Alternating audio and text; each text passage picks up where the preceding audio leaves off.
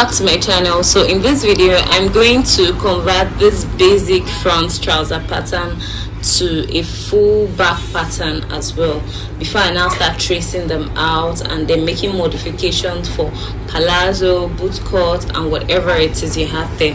Don't forget that I'm drafting this pattern from this book, Pattern Making for the Shapely African Woman. You can order a copy in Nigeria by contacting the number in the description box or somewhere on the video, or you can order it directly on Amazon and be on your way to getting full detailed value. It teaches you how to draft different kinds of outfits from the very scratch. Okay, so the first thing we're going to do for the back trouser pattern that we're going to draft is that we are going to, from the upper part, we're going to measure 2 inches.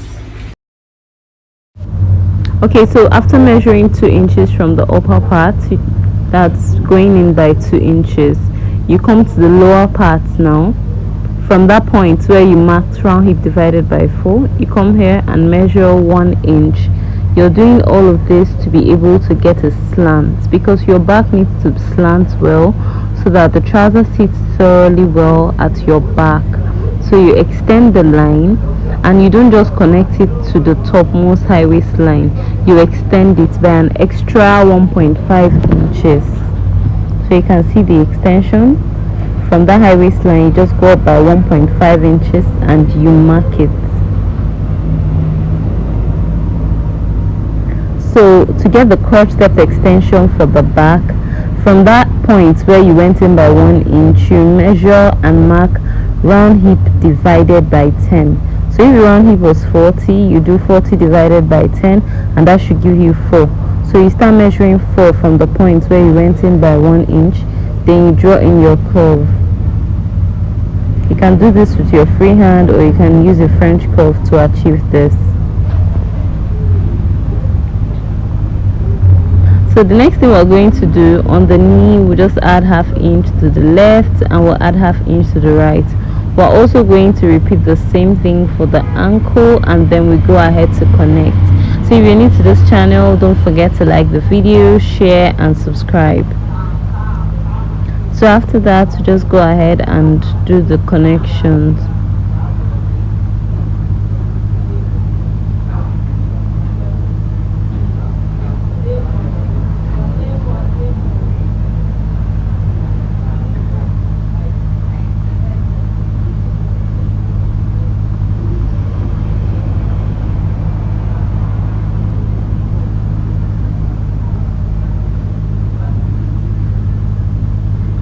So now that we've done the connection, we'll go back to the top.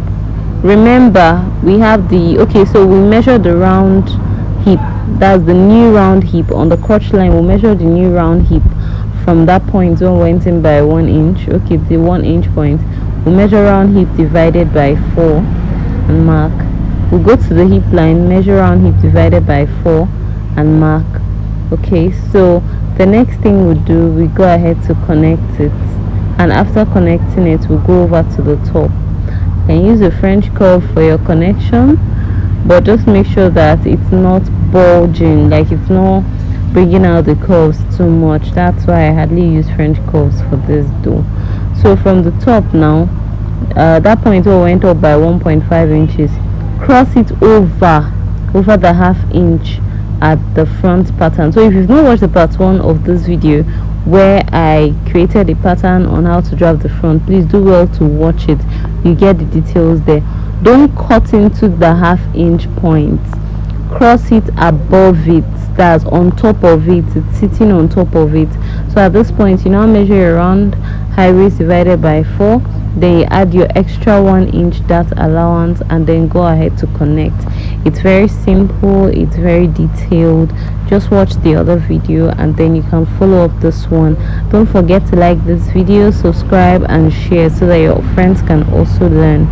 So now basically we're done with the back piece pattern.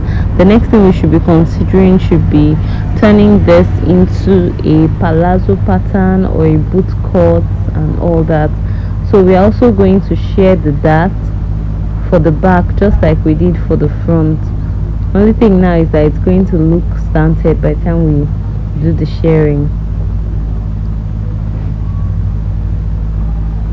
So your boot cut simply means that your trouser is fitted up until the knee length, then it starts flaring, it starts opening up so that you can comfortably wear your boots in it. So we start flaring from the knee length.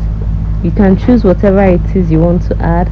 You want to add 5 inches, you want to add 10 inches, whatever it is you want to add is totally up to you. So we can start from the front.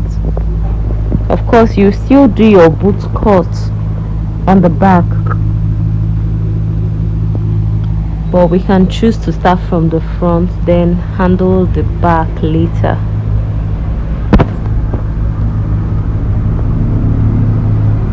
Okay, so from the tip of the front base, where the front stopped at the base, we can choose to measure about 5 inches, then connect it to the knee, the front knee. That's when we want to do the boot cut for the front. So you go ahead and connect.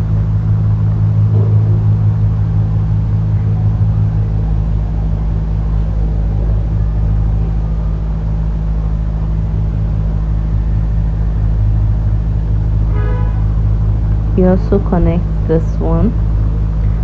Then you can now choose to go up by 2 inches so that you can have a curvy effect at the base. So you go up by 2 inches, connect it back to the center of the front trouser block, go by another 2 inches, connect it back. So due to the fact that there is kind of a shortage in the flare effect, by the time you go up by 2 inches, you can now decide to add an extra ½ inch just to increase the flare effect. So just add the extra ½ inch on the 2 sides, then you go ahead to connect it back. You see, it's very simple and very detailed.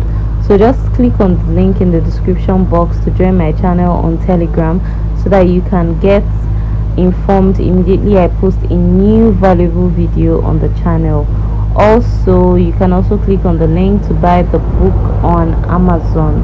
You can get pattern making for the shapely African woman, or you can get advanced pattern mastery for the African woman on Amazon.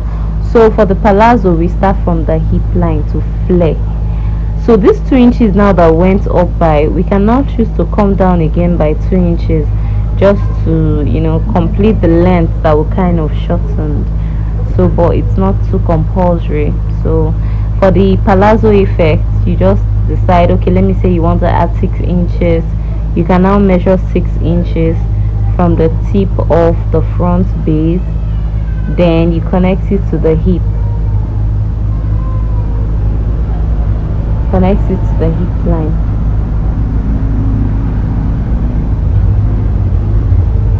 So that one now is the palazzo. So from one basic trouser block, you can be able to get different kinds of trouser designs. So we do the same thing to the back too. So I made a mistake while doing the connection. I mistakenly connected it to the flare effect of the back. I was supposed to connect it to the front since I was doing my extension from the front. But while you're working on yours, please do make the corrections.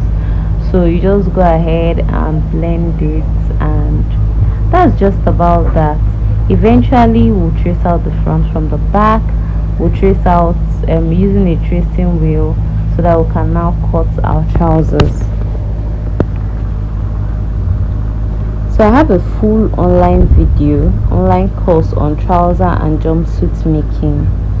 So you can watch, you can enroll for that course, watch how I do the tracing out, the cutting out, and all of that. So at this point I had to correct my mistake and cancel the other line. So that's just about it. Thank you for watching. See you in the next training video. Goodbye.